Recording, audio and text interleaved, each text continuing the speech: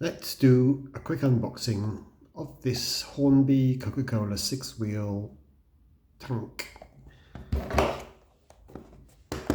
I can never decide which side to open these things.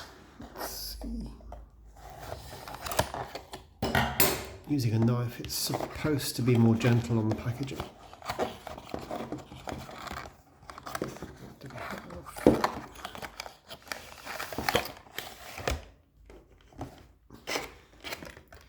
So I don't know when this original model was produced.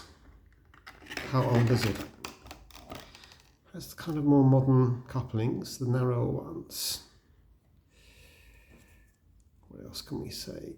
All wheels are fixed. The middle axle doesn't move from side to side, isn't articulated. What do I think? The finish is fairly satiny. Detail is fine. What can you say? The couplings are a little bit articulated.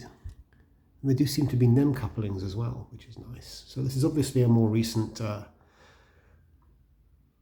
tooling. It's not from the 70s.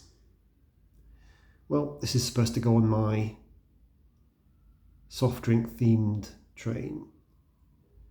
So we'll put it at some point on the track around the Christmas tree and see what happens. Okay, thank you for watching this short one.